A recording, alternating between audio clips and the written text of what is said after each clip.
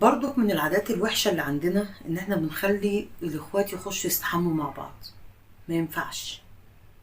ولو احنا عندنا بانيو وحابين ان هم يقعدوا يلعبوا شوية مع بعض، نبقى احنا واقفين وهم يكونوا لابسين هدومهم كأنهم نازلين البحر.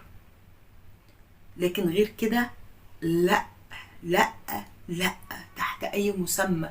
ده كان بيحصل زمان. كان في انغلاق، ما كانش فيه الانفتاح اللي احنا فيه ده.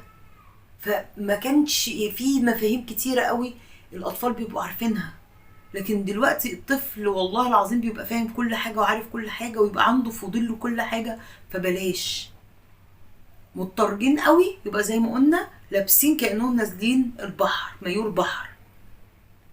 ويا ريت ما يبقاش في حاجة زي كده اصلا، لانه غلط.